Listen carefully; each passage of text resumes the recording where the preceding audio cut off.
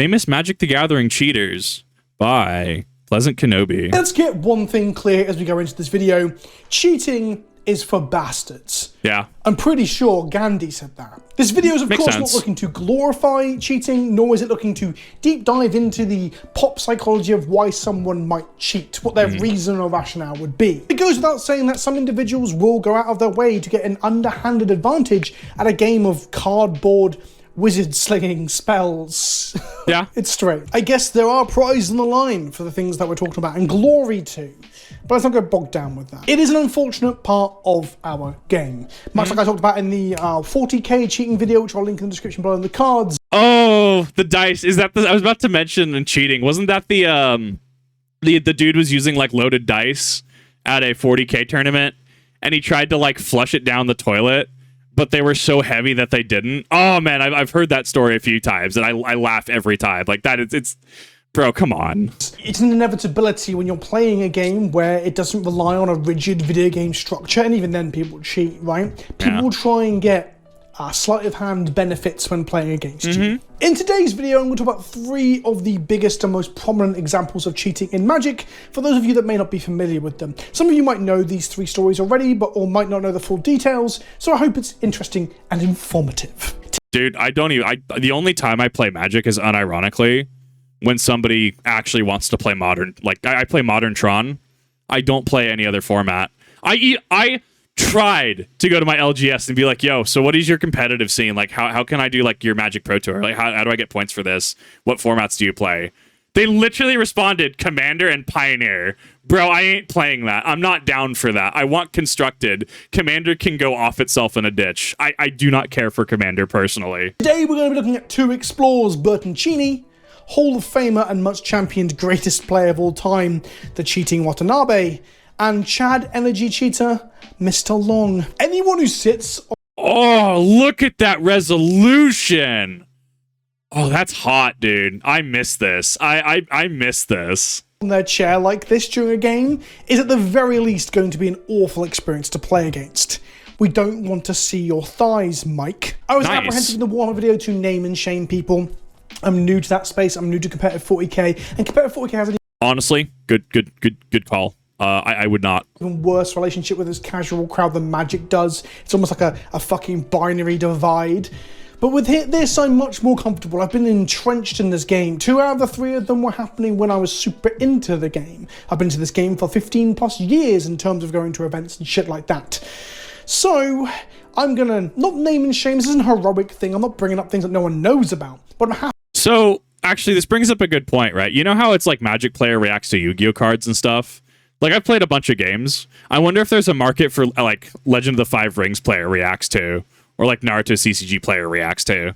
Because they're, like, dude, if you, like, I know what certain cards do, like Tron, Urza, Birthing Pod, right? Shocklands, like, I know what certain cards do. But if someone, like, was like, here, have 20 cards, you as a insert whatever player look at this, because I've played Yu-Gi-Oh, I've played Naruto, played Legend of the Five Rings, played Pokemon TC. I play a little bit about, like, I played across the spectrum a little bit.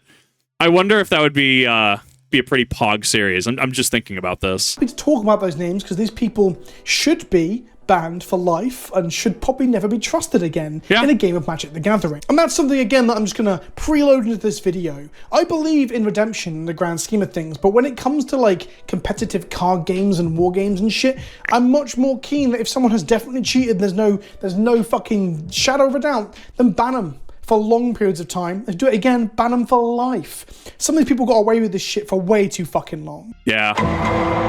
Right, let's get to business and talk about some fucking cheaters, shall we? Let's start with the most memeable, the most, I want to say iconic, but I'd rather use the term infamous, because I don't think Alex Bertoncini deserves the term iconic. Alex Bertoncini, also known as Alex Bertoncini. That's right. You know you fucked up when people cannot say your name without portmanteauing it with the word cheat. Oh well.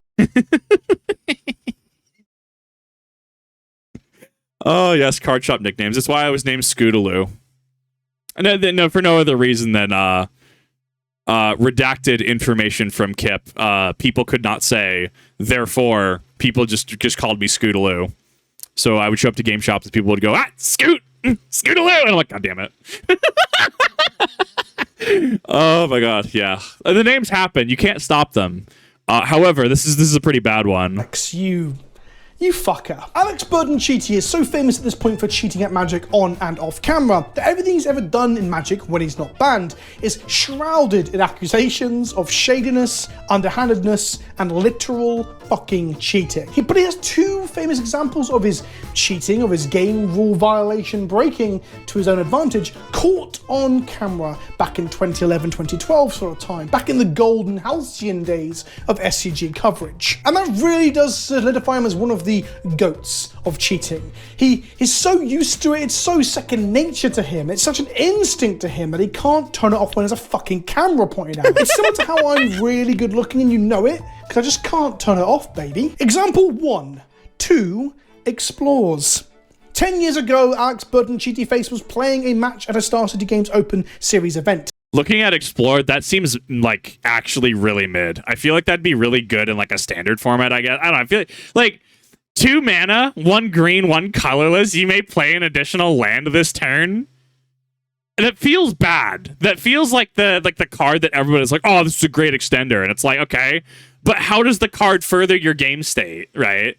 To me, this card seems so aggressively mid. Back when Star City hadn't fired everyone, dropped all coverage and content people cared about, and given in to not giving a fuck about safety regulations at the post-pandemic events as well. Nice. That might be a very topical joke for a video that should be quite evergreen.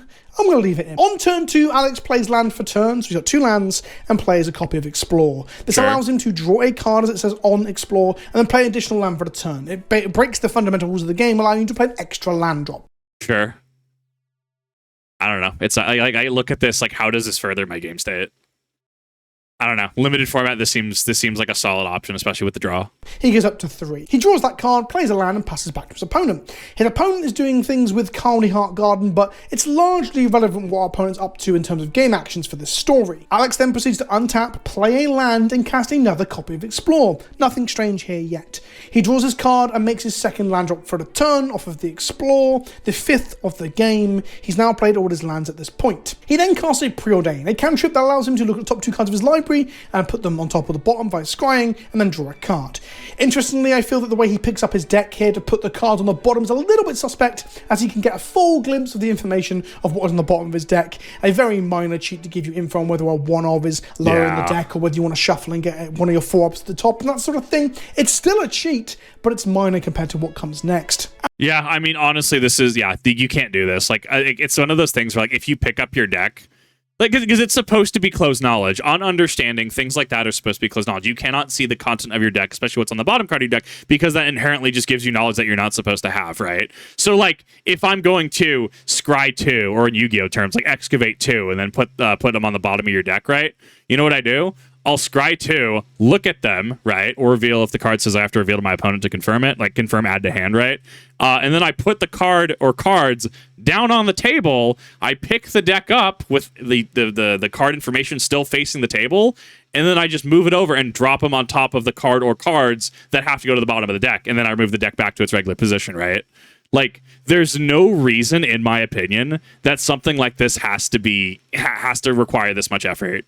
Bro, just scry 2, put card on bottom of deck. It's not hard 5-head. After the Preordain is resolved, he checks to see if he has a land drop for turn, as if he might have drawn the land he needed from the Preordain. He counts on his fingers. He checks the 2 Explores in the graveyard and confirms with his opponent that he can play 1 more land, because, in theory, according to him, he's played 2 Explores this turn. His opponent agrees. There is an element of misdirection here, taking other actions after casting the second Explore, the Preordain, for example, where his opponent's down the tank thinking about his next turn, and then coming back to the Explore and misconstruing that he's cast 2 this turn. It's easy to see how his opponent might have got confused. Hell, there's an argument that perhaps he is confused too, but in all fairness, he's such a consistent cheater that I don't think those arguments stand up. He continues to make his 6th land drop, 1 more than possible with the current board state. He's now cheated. However, what makes this a really, really iconic example, or a famous example of cheating in Magic, is that it was caught on camera and the cameraman wasn't giving any fucks. He was a hero here. The person filming leans in and observes this and asks, what turn is it?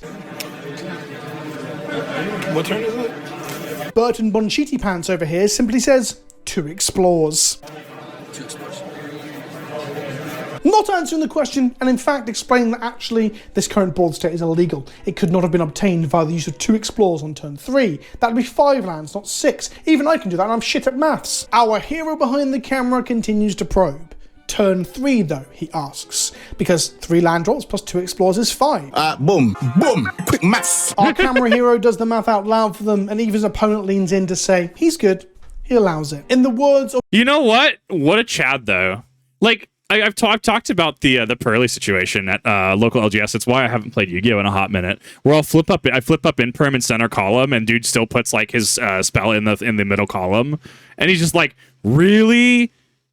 Yes, just play it. You had like 3 other. You had a continue spell up, I'm pretty sure. Like, you had 3 other zones you could have put that in. Like, pay attention to the game, my guy. Like, honestly, props on him for like running into an impossible board state, which already, because of how Magic works with like, you know, the mana ramp, right? Who's already at a disadvantage because 6 lands when it's physically impossible to, and just be like, whatever, that's fine. Like, what a legend. What a cool dude. the worst possible people around. Got him. Look, there is an argument that people make mistakes and that Magic is confusing and that it's a complicated game. Hell, there's a lot of tanking about what's going on in the future, especially if this is like a Scapeshift matchup or whatever. I'm not sure if it's standard or modern at the time. But there's a lot of forward thinking going on that can confuse you. It can get you into the weeds. Sometimes you can get tunnel vision and make mistakes. There's a video. Look, as somebody who, if I had the copies and had the group, I would be playing 4X Shahrazad. No, I am not sorry. I am in fact that person that wants to go 3 sub games deep and try to logic through that. I am in fact that guy. yes, I'm aware that people don't want to play Magic with me for that reason, and I'm okay with that. But this is just games in general, right? Like, you have to think ahead. You have to be cognizant about building your own board, but also cognizant about like what your opponent has that could potentially interrupt you and how they're building their board. That's how games work. That's literally how that works. On this channel of Commander between me and Rob, where we're chatting away and I'm fucking about Warhammer models, and I cast a 4-mana spell, don't tap my lands, and then go on to cast a 5-mana spell in the same turn, spending 9 mana on turn 5. The point I'm getting at is that I didn't do that to get an advantage in a tournament. That was 2 friends fucking about and me. Yeah, it's not malicious. That's the difference. Making an honest mistake in front of like 20,000 people and multiple people noticing it. These things happen. Yes. Cheaty actually caught an 18th-month ban for multiple game rule violation, like disqualifications and issues around this time, but not before we get our second example of on-screen cheating. The case of 3 jellyfish. Cheaty is up against the wall here. A match from 2011. Again, he's absolutely fucked. The commentators are joking. This includes Brian Kibler on commentary here. Shout out to Brian Kibler about how he does. What format is this? I'm looking at the white borderlands on his, like, what? That's surely not. Are those the original dual land? What format are they playing? Doesn't have much of a chance at all unless his opponent completely bricks and he draws like a god. He plays a Kira, a creature that requires 2 effects to kill it. The first one is to pop the protective shield text, where it basically it counts as the first thing that targets it. And then the second effect can then kill it. Sure. The opponent uses the down tick of Jace the Mind Sculptor here to bounce. Ah, Jace. Even I know of your bull shenaniganry. The Kira, of course it doesn't, it just pops the shield and gets countered, and then Kira is killed by the Cursed Scroll activation, Cursed Scroll being a common control finisher at this time in Legacy. Kira goes to the graveyard, she is fucking dead, but Unsini has a second copy of Kira, plays it and passes back. Our opponent rinses and repeats after some other game actions, down-ticking Jason, shooting the Kira with a scroll. This leads Alex to put the Kira back into his hand and not into the graveyard, which is a sequence that just happened mere moments ago. Dude, actually cringe though. Now, in all fairness, Vidianto had just played a Caracas, and Jace does usually bounce stuff to the top, to your hand, sorry, so there may be some brain farts going on. I have made mistakes like in the past, but everyone does. But you've literally just done this sequence, this whole fucking rodeo just transpired all but 40 seconds ago, and then you make this mistake here, when it advantages you to give you room to draw out of the issues you're in?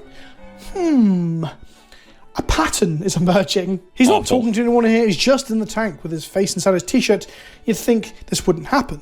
Vidianto plays another Jace and Fate Seals Alex, so we don't know what Alex will draw here, but the commentators do have deck list. Alex plays his 3rd copy of Kira, and one of the commentators comments that he should only have 2, but they obviously goodwill and things don't pick him up on this, they don't stop the game. There's also potential that the deck lists are wrong and stuff. Like, you always give people the benefit. But that's the thing, though, right? Like, that's why we have deck lists, though. Yes, absolutely, things happen. But, like, this is literally where a judge could come in and be like, yo, we need to... Let's take a look at this, right? How did this third copy get here? Because at that point, right, reasonably, if you're going to fudge your deck list, you could get DQ. Like, even for Pokemon VGC, right? Like, for team registration in Scarlet and Violet, which I have not played any Scarlet and Violet VGC. I played very little of it, unfortunately. Team sheets require you to even list your Terra typing now. Like, which is like, yeah, you need to... I kind of disagree with it, but that's a... The fact that it's open team sheets, I disagree with. You should have team sheets to corroborate that the actual construction of the team is correct, but giving your opponent the Terra types for each of your opponent's Pokemon from the understanding that there's, every type has there's a Terra type for every type, and it would just be like I thought that was the skill floor here. I thought that was the point of Terra typing, to be big brain mechanic, but I could rant on that for a bit. But this is why we have deck lists. Like, this is why we can confirm things. Like, there's a reason. You are bringing your deck to a tournament. You are engaging in this tournament with what you have brought, right? Including sideboard. You don't... It prevents... It's to prevent cheating. It's also to make sure that you're being fully, like, transparent about everything. That's how cheaters get away with this shit. We repeat the same sequence again, and Alex almost puts it back into his hand again. Bro. I don't know if this is just him. Is he genuinely making mistakes here? Or is he trying... He's thinking, should I try it again? No. 4 copies of Kira when I only play 2? That's not gonna fly. Hell, there's a camera above my head. Like I said, Alex was banned around this time for disqualifications, continuing issues, game rule violations that end up being in his favor. When I say game rule violation, just to clarify that, it's where you have took an action that shouldn't have happened. For example, the Kira to hand, or the extra land drop and stuff. It's just a game rule violation, a GRV. They are a problem, full stop. If they're advantaging you, then they're obviously a huge fucking problem. And when they're happening over and over and over, that's when you get disqualifications and bannings happening. I did a bit of digging, and Alex's second ban was in 2013. More GRVs, game rule violations, where you make these mistakes regularly. Supposedly the one that he was caught for, or most prolifically caught for in 2013, was not having the mana to cast things like Supreme Verdict, but he just tapped 4 lands anyway. Didn't need double white, just tap 4 lands, and off you go, casting it to resolve it and stabilize the game, or perhaps win the game off the back of it. Like I said, if your mistakes are always making you win, that is a telltale sign that the mistakes might be on purpose. After his 3-year ban, he was back again in 2017 to GPLA, where he... Tom Martell and other personalities and pros were saying and tweeting at the time that they knew he was already doing shady shit in the early rounds of this GP. So we've talked about in prior reactions how if you don't cultivate your community properly, it can and will lead to contention within the community and people leaving your community because they feel that they're being mistreated while problematic people are protected almost. It's wild because this is very much evident of that point. People knew he was up to shit straight away because everyone's watching this man like a hawk. When he made the top 8 of GPLA in 2018, there were audible boos in the hall. People booed. Nice.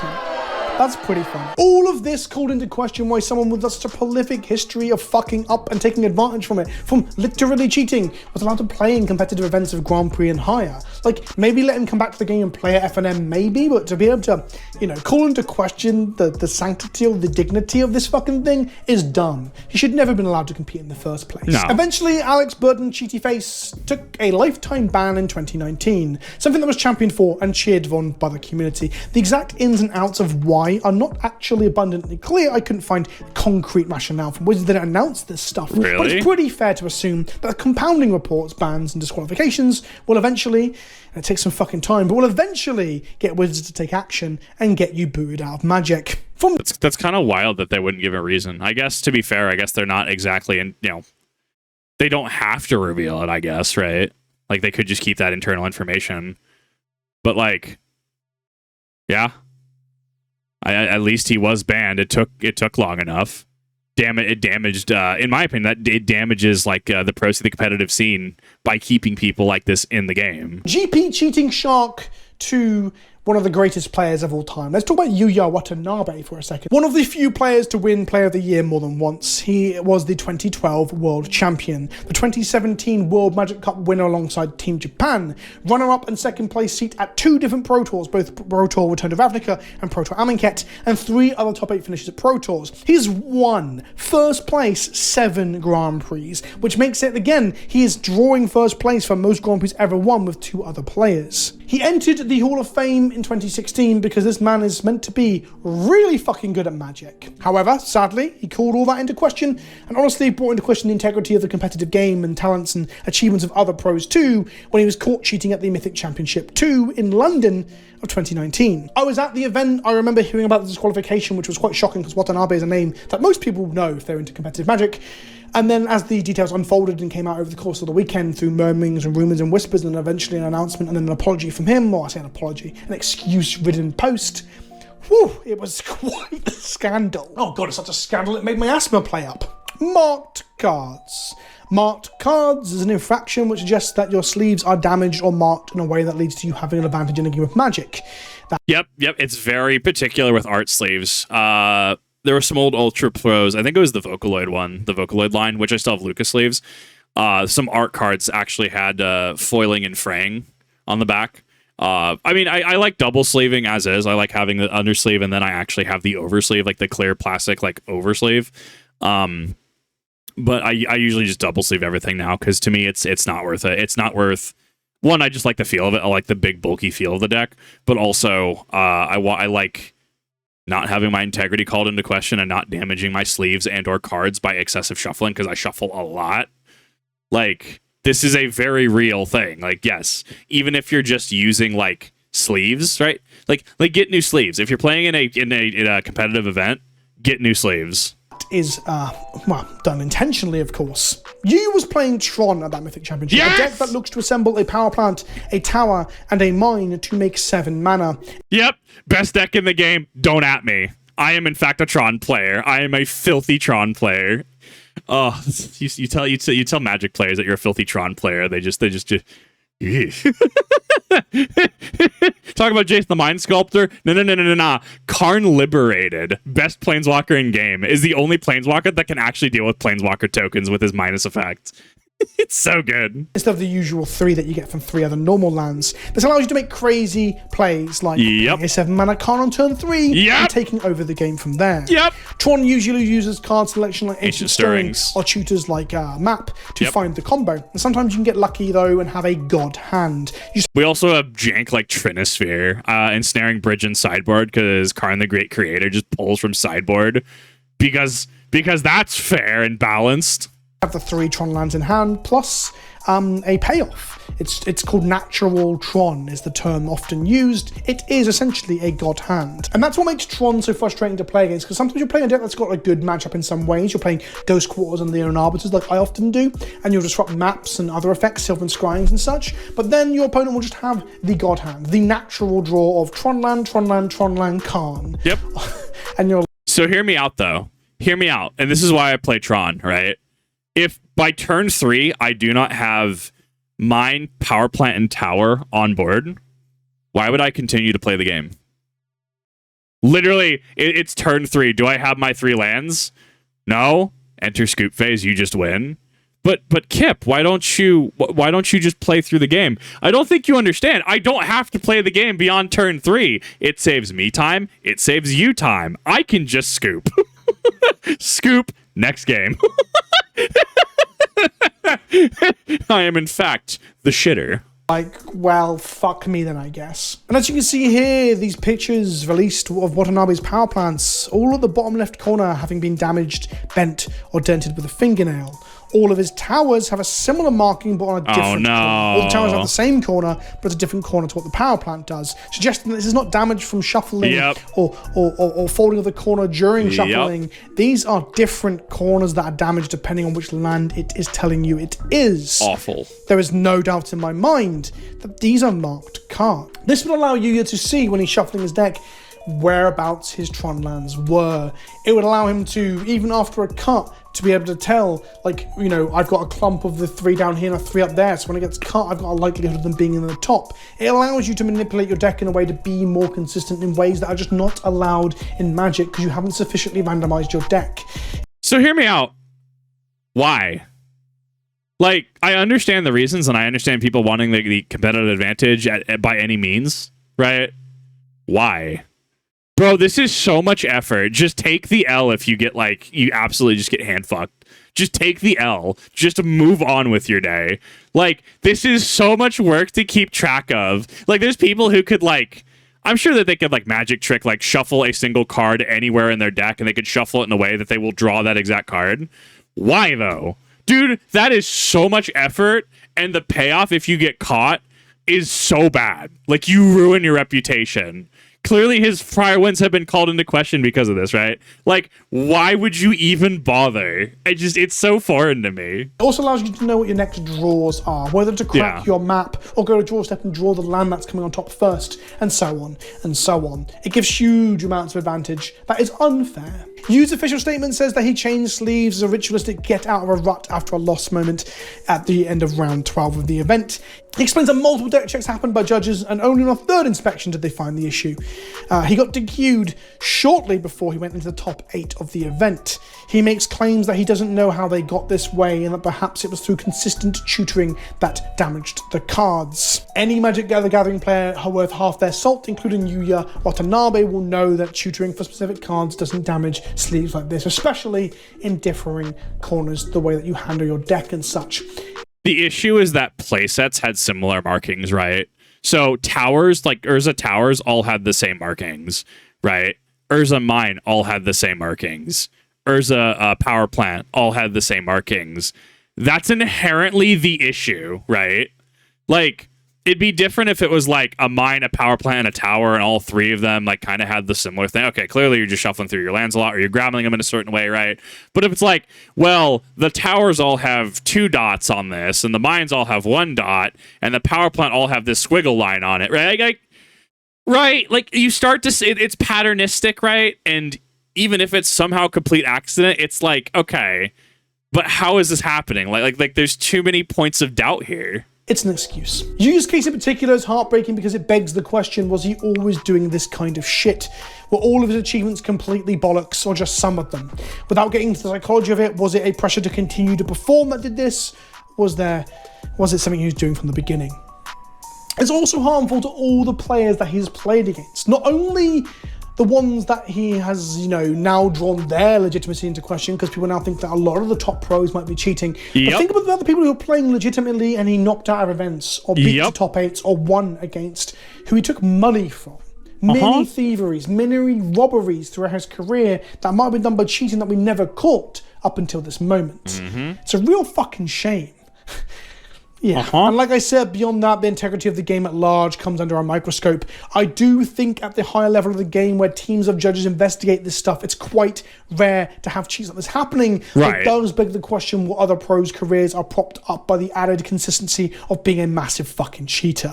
So to bring this to the video game sphere, you know how Apex Legends in the past year or so, they had the thing, I think it was like a North American qualifier, North American champion or something like that, right?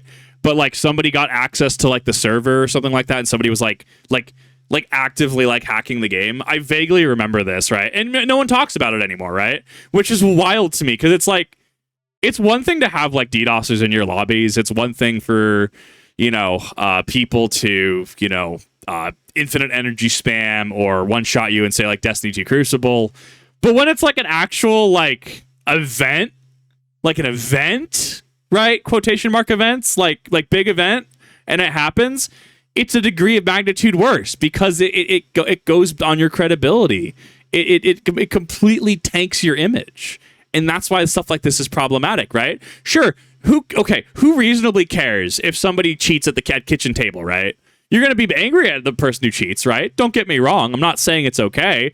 You're like, bro, can you not? Like, this is why people don't want to play Magic with you, right? That's the interaction. Versus it happening at a high-level event with multiple deck checks by judges slipping through the cracks till the third deck check, right? This is a huge black eye. Round out this video with something a bit more upbeat and silly. Let's talk about a classic cheater from the fucking old days, before I was into Magic. Let's talk about Mike Long. Mike Long, bad sitting extraordinaire. Mike Long as a name, by the way, seems to breed cheaters. Both Pokemon and bass fishing both have cheating Mike Longs, but apparently not the same guy. The only explanation is a glitch in the Matrix. Actually, what was the Pokemon news? Was DQ'd for cheating at Memphis Regionals, had a discarded card in his lap, asked him to stand, it fell off, and he was escorted out. Dude, come on! Dude, it's not... God, I literally have somebody who played competitive Pokemon TCG recently, right? Like, was playing with Dragon Ball EX before rotation, and I'm just like, bro, just play the game. Just take the L. Explanation is a glitch in the Matrix. Wild.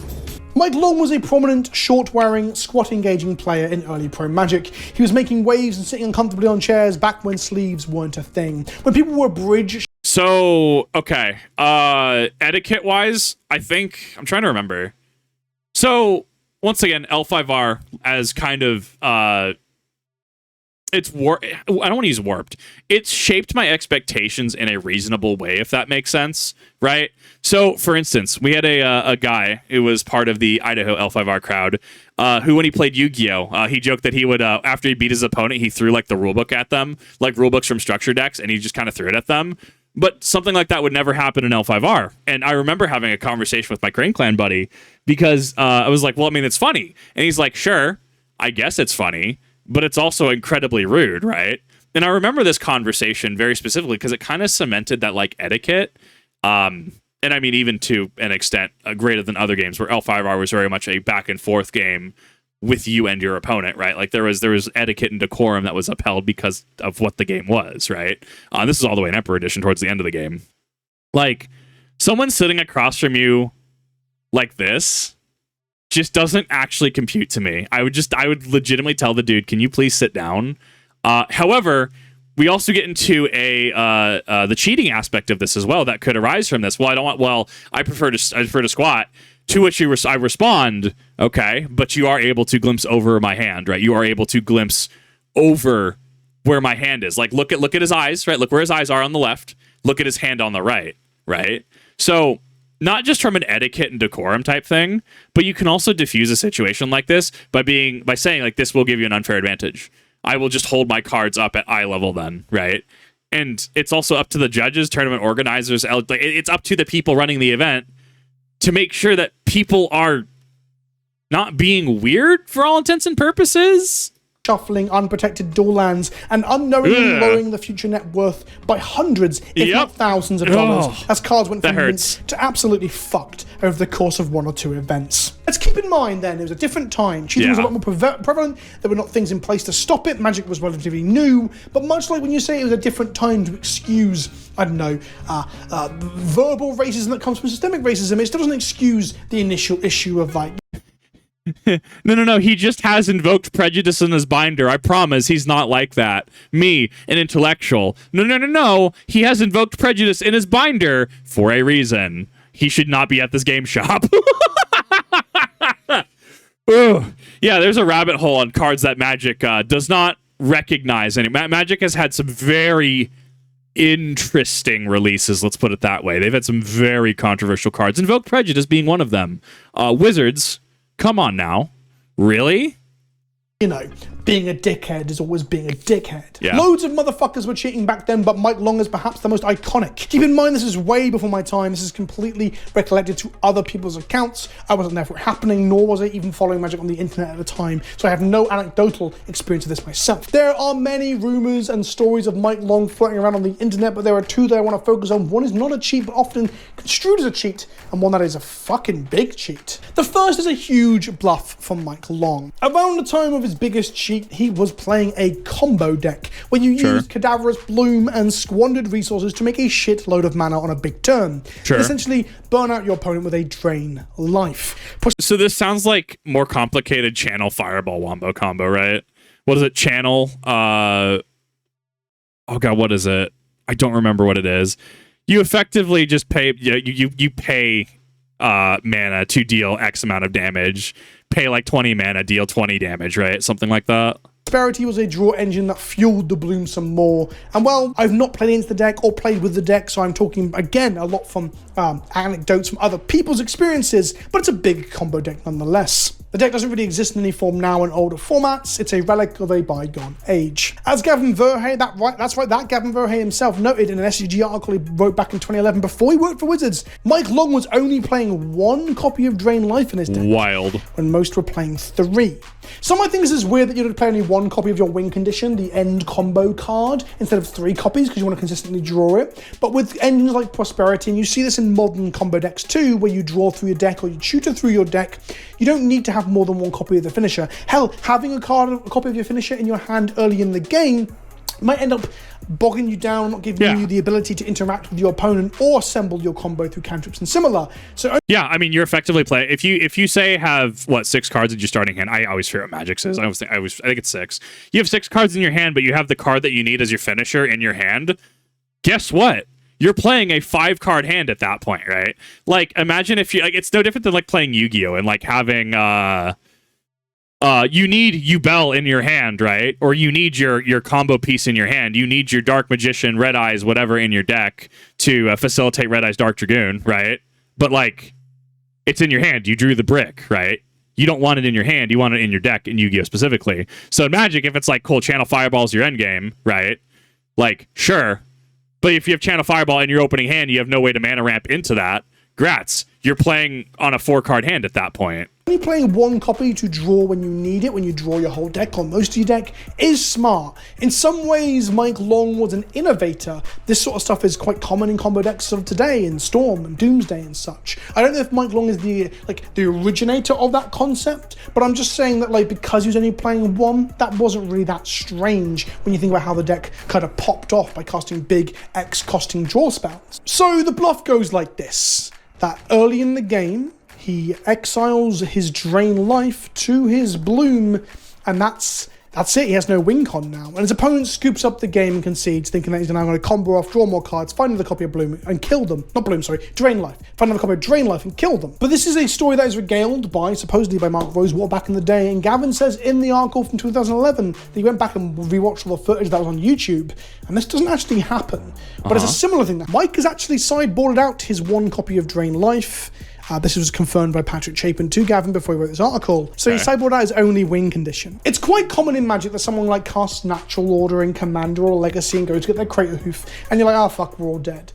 But you should sometimes check that your opponent has a Crater Hoof in their deck and they're not bluffing, or that they haven't had to pitch into their graveyard early in the game, or it's stuck in their hand and they can't grab it with Natural Order. This happens quite a bit. You assume you're dead, but sometimes you should just ask your opponent to show you that they've got it, because they might have, through inopportunity, or in this case, sideboarding it out, not have the win con at all. This is a big brain bluff from Mike Long, and a really interesting instance of it as well. Some people might think it's kind of cheating, but it's not. It's a bluff. If your opponent makes you play it out, you're like, oh, fuck, you got me. I don't have anything. And Magic's got a lot of bluffing and hidden information in it. It's part of what makes Magic so good. So there's no doubting that Mike Long was evidently a very fucking, big brain player. You might be asking why he sideboarded it out. I couldn't find an exact rationale for it. Again, these are old articles that I'm digging through. I believe it's to give him more space for interaction and other effects that allows him to get to the end win game situation, right? Or to stop his opponent from doing things like balancing him. This is the old west of Magic. But the point is, that's some big brain 4D thinking. Not quite as 4D as the next bit though. One MTG The Source user describes this. The bluff wasn't a cheat. However, the card glued to the bottom of the chair was. Now, the card wasn't actually theatrically, or rather wonderfully fucking glued to the bottom of the chair. It was somewhere on his person. Cadaverous Bloom was a main part of his combo, and 1 copy of this was found either on the floor after it fell off of him or in his chair, maybe when he sat on the back of it, the fucking weirdo, proving that he had stashed a copy ready to be palmed into his hand in order to win later. This is maybe it's not just L5R. Maybe it's just watching Yu-Gi-Oh! In formative years, right? Watching Battle City Arc and stuff, watching Duelist Kingdom, even GX, right? Where there's etiquette and decorum, right? Where it's you're standing across, even in Battle City where there was cheating and stuff, right? You had Arcana trimming the edges of his cards. You had marked cards from the Exodia Rare Hunter, right? I don't know. Maybe because it's it's why in chat right now we're discussing proxies, right? Look, casual, I don't care, right? Whatever, run proxies. If I'm running in Vintage, if I'm playing competitive Vintage, and you have Black Lotus in your deck, that better not be a proxy. That better be the actual thing. But Kip, that can't happen because, oh yes, because of the value of the card. I'm aware. Then don't run the card. For all intents and purposes. Let's be fair, right? Especially because that's on the reserve list. There's no more copies being created, right? Like, I'm down to play competitive games. I'm absolutely down to play it. But I think I have too high of expectations because, one, of L5R, because just the etiquette in that game was just leagues better. Two, because, yeah, I guess, sure, formative Yu-Gi-Oh! Pokemon, right, years. So, yeah, I show up, I make sure to shuffle, make sure to cut tap, draw my cards, make sure that, my opponent's doing their plays, make sure to have, that they are allowing relevant windows for interrupts. I'll have a conversation with my opponent, absolutely, right? No cheating intent there, just cool, let's engage, right? You stinky Crank Clan player, stop courtesy of the craning me. I will take your card, but I will begrudgingly take that card because you're taking 2 cards, right? Like, that back and forth. And I think that's just not where the hobby is geared. To be fair, I also just like any game I play, right? Getting into Warframe, right? My end goal was to be soloing Steel Path, which I can do to a certain degree with certain things, right? Certain frames. Necros comes to mind because Necros Prime is dumb. Like, I always want to play at the hyper competitive level. Final Fantasy 14. If I had the static, I would be raiding hours every single day because I want to be world's first tier. I want to be that caliber of player to have that understanding. Destiny 2, right? It's why you run into people who are like, I was sure top 10% of raiders, but there are still people leagues above me at the top 2% and top 1% mark, right? Where I could run planets in Root of Nightmares Duo. We've talked about this, right? Like, people don't do that. People struggle to even understand planets, despite there being an excellent Tom Christie video on literally how to do planets, right? I was duoing that. It was me on 2 plates, someone else on 2 plates, right? And we could do the mechanics. And somehow, even having to use my power weapon slot as Eager Edge, I'm still doing like what? Top 1 or 2 in damage to the boss? And I'm just like, I want to play at the hyper competitive level. It's why I actually really enjoyed streaming recently, where we streamed 14 and we're doing we're redacted Shadowbringers fight, right? We're just doing the EX of that. Sure, it was unsynced, but it's understanding the mechanics and ingratiating yourself. And I think that's at its core why I disagree with cheating. Because it's like, why? Do you know how you get better at something? Just fail. Like, literally fail again and again and again and again and again and again and again and again. And then eventually something's going to work, right? Like, you will understand it. You will gain that core understanding. Whether it's something like Howling Blade in Final Fantasy XIV, failing a number of times to know how totem and positioning works, to know how other people like Shenpai are moving their tanks, to things like Yu-Gi-Oh! Where it's like, okay, cool. If I do this is going to get Ash Blossom 10 out of 10 times. Maybe I should mix up my plays a little bit, or maybe I should sequence a little differently to try to bait out the Ash, right? Just expedite gaining your skill by failing over and over again. That's how you get better. That's how you don't need to cheat. It's why I welcome failure. Literally, like the oldest card of cheat in the book. An ace up your sleeve. If you're a modern player, a Splinter Twin up your sleeve. If you're a Pioneer player, one Nota up your sleeve. If you're a Standard player, I don't know, some sort of obnoxious Planeswalker or 5-mana mid-range threat that you can't beat. He'd hidden a part of the combo on his person to be palmed to hand later on in order to make it more consistent. It's like a free tutor. It's and all the cases in this game that we've talked in this video that we talked about are all cheats, but this is the most overt one. Part of the reason I wanted to include it, 1, the old school nature of all this shit, but 2, of how fucking brazen that is. And also, the really interesting thing is the reaction to it. This happened in the last round of the tournament before they cut to top 8, and he simply got a game loss. He'd already won all his rounds up to this point, probably through similar cheats or other cheats. If he's cheating like this, he's probably cheating all over the fucking shop. Look how he sits on chairs, for fuck's sake. He got a game loss and then went on to top 8 the event. He then went on to come second in the event and win the Invitational that year as well. Crazy. Watanabe had his Hall of Fame stripped from him, and probably rightly so, to be honest. And back in the day, Mike Long just got a slap on the wrist. The fun thing is, if you look back through all the urban legendizing and mythologizing of all this shit, you can't figure out exactly what happened. Some people say it was on his lap, some people say it was under his leg, some people say it was on his chair, all sorts of different, and did it fall out, did the judge find on the chair? There's so many different details. So I want to solidify one consciousness here, okay? From now on, Mike Long hit that card up his ass. He stuck it up his bottom. Makes sense. Pulled that win literally out of his ass. Makes sense. Well, if he didn't get caught and get a game loss for. The Awful. Wild West of Magic, everybody, where you could sit on the back of chairs and put cards up your ass to try and win a game of Magic. I hope that video was informative and interesting for you. 3 of the biggest cases of cheating in all of Magic. I'm going to do some more of these. The deep diving into them is quite interesting and fun. Hope you found it fun as well. If you enjoyed it, let me know in the comment section below what you think. Maybe other examples of famous cheats that you want me to cover in a future video, let me know down below. Thank you to Skillshare for sponsoring this video. Smash that like button and maybe check out the 40k version of this video. It's kind of like the 40k version of this video, except for I don't want to name people. Maybe I should have done. Maybe I should go back and do that in a different video. Thanks for watching. Ta-ta for now. I mean, I love this. I thought this was a good video. I thought this was really well put together. I thought this had a lot of personality to it. I liked it. Look, as an L5R player, like, look, I own Magic product, right? Recently bought some of the Final Fantasy stuff, right? And it's like, sure, whatever. If there's a situation where people are legit and they want to play Commander, sure, I'll suffer through a game of Commander, right? I play Modern. I'm tired of buying into formats because it's the phenomenon where you get into a game or get into a format and then everyone else moves on because format bad or they lose interest in it. Then you have to buy into another format and then people like rotate from that. And you have to buy into another format and then people rotate back around to like the first format. I'm done doing that. Look, I play Magic. I'm not in the tax bracket to play Legacy or Vintage even. I just don't cheat. Look, you want to get better at something? Just go at it and just fail. It's going to happen, right? I don't inherently hate Magic. I think that there's some quirks that it has. I think that there's definitely some people who are interesting, but like, just don't be that guy. Just be legit about it. That's all that matters. Fail, learn, acknowledge that you failed, but then you have mad skills to show off for it. I'm rambling at this point. Thank you everyone for watching. I really do appreciate it. Links in the description to the original video and channel, and I'll see you in the next one.